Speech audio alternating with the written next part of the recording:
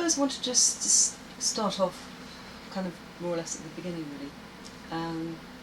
When I started to consider subject matter for the sculpture, and I was at the Surrey History Centre in Woking, and looking at information that related to the site around the Electronic Arts headquarters in Onslow Street.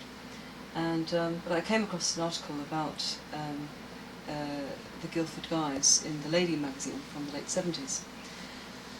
And I thought this was an incredible story, and I went up to the main desk and asked the lady at the desk what this was about. And she said to me, "Oh yes, well this is the closest that this rather genteel county has ever come to proper insurrection." And my instant reaction was, "What, Guildford?" And that was the point. That was when I was hooked.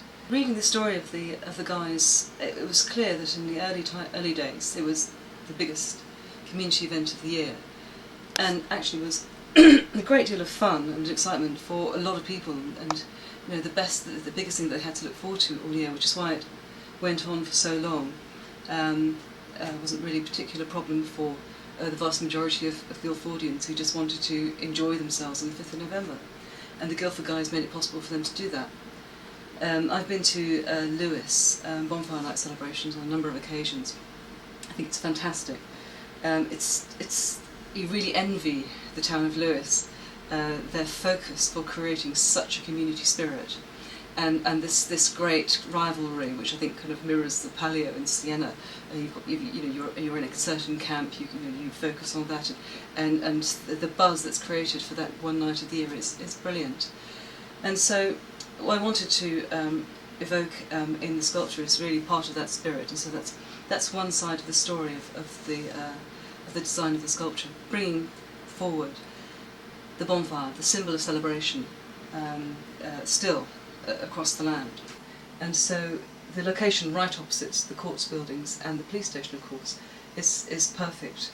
And the chair here, emerging from the flames, this moment in time in Guildford's history, when it rejected one culture and moved towards another, the acceptance of law and order in a civilised and respectable town. The chair symbolises that. So this is law and order presiding over the people of Guildford and emerging from the flames of the experience of the Guildford Guys, of the era of the Guildford Guys.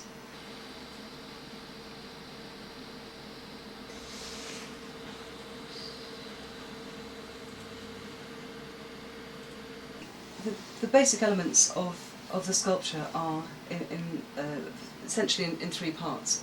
The base part here is referencing the language of street furniture and guardrails that you'd see in any town in England, and so this sort of the base rail and the top rail here are sort of using that sort of structure. Also, because it's part of a street design and is an acceptable design on a highway situation, which of course the roundabout is.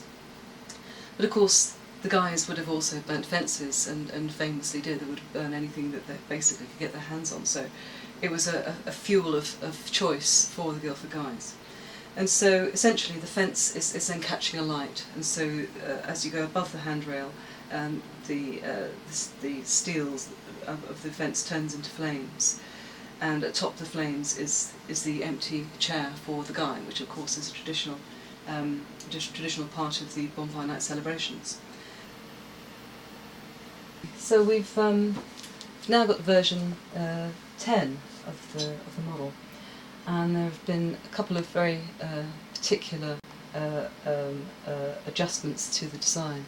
The first one is that the footprint has been reduced from 5 metres to 4 metres, and that creates a more vertical structure, which I think works as a design solution, but also makes it steeper and therefore harder to climb.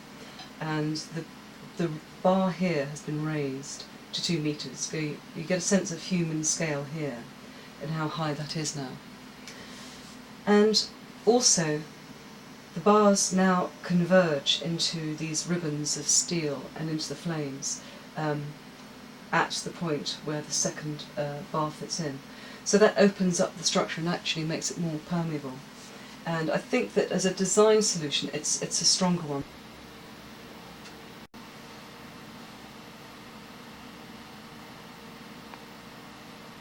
The location that we're working on is the roundabout at the junction of Woodbridge Road and York Road, just on the outskirts of Guildford's town centre, so it's an ideal gateway to the town centre.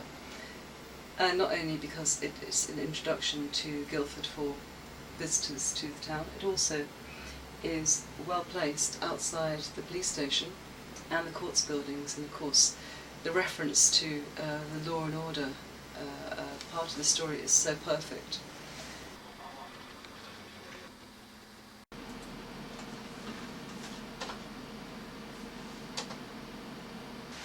This piece of work has already started to create a buzz around the area. I've been interviewed on the radio. We've already Bernard Parker, David Rose have been interviewed talking about this subject. It's started to get a dialogue going, and about public space, about public art. You know, what is treasured and what isn't, what people like and what they don't, and it's prompted the question, particularly this proposal, of what does it mean to be a Guildfordian. Because the story of the Guildford Guys is one of Guildford deciding to be a very particular type of town. And those messages are visually represented here in this work.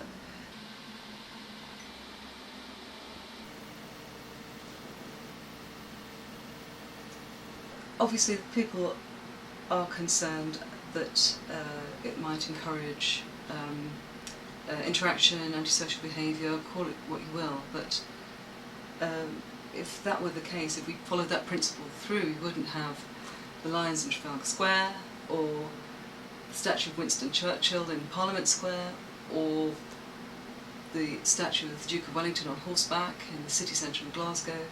So where do you sort of draw the line? Where do you sort of stop allowing people to take ownership of and interact with the work that is there as a gift to them? It would be marvellous for this gift to be welcomed with open arms, and for it to become a new gateway to the town centre and part of Guildford's identity and story, because it is so embedded in what makes Guildford the town it is today. We already have had some great ideas using the sculpture as a springboard for activities in Guildford. Educational projects in schools, a new cultural event based using this sculpture as a focal point. And I just wanted to read an excerpt here from Susie Campbell's support for the work. Through research, documentary making, investigative reporting and story making based on the sculpture and its history, young people would be provided with opportunities to look at their environment, their history and the social relations in which they are involved. The outcomes of such work would be to strengthen their sense of social responsibility and civic engagement. And so, if this has already prompted such worthy and exciting work, then where will we be in a year's time, or 2 years' time, or 5 years? Will we have a new cultural event for Guildford that becomes a really loved and looked forward to event in the way that the good times of the Guildford Guys once were?